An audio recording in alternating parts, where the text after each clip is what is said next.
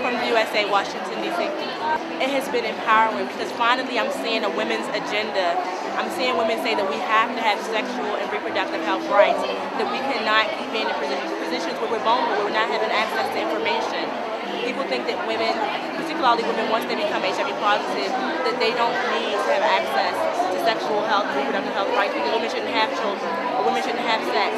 And that's not the case. We need to push for better legislation. And I feel like at this conference there have been so many conversations, so much empowerment, so much energy, a lot of collective networking. I've seen for North America there's been ICW and PWN have been really working and pulling their energy and efforts to mobilize and build a new generation of community leaders.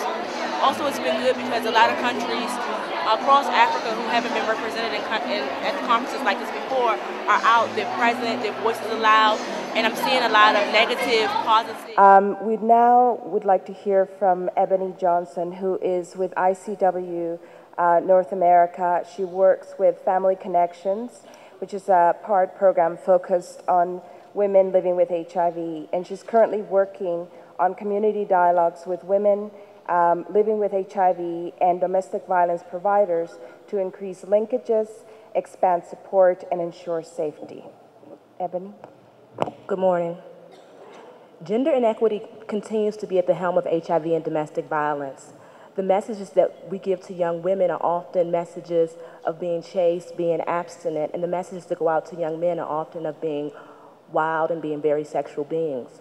I think a big part of what lies at the helm of this is the need for comprehensive sexual and reproductive health education that does not start at the onset of sex, but that starts early on in schools, that people are getting healthy messages about being sexual beings, and also that are embedded in respect, that are embedded in quality of life. We need to instill in our young women that they are able to make healthy choices, that they have options. Oftentimes women get in positions where they become financially dependent upon their partners, where they are not able to make choices around disclosure once they become positive. There's threats of leaving them, there's threats of isolation.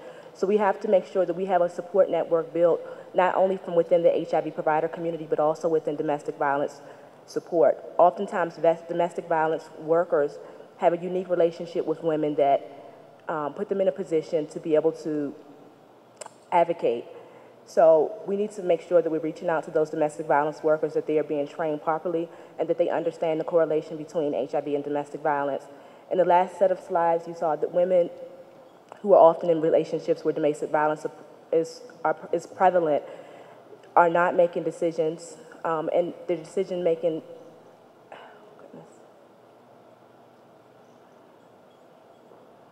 often when women are in situations where they're living in domestic violence, they don't have control of when their partners come in, when they have sex. Sex is often forcible, and so we need to make sure that women are being empowered, and that happens through a very combined network.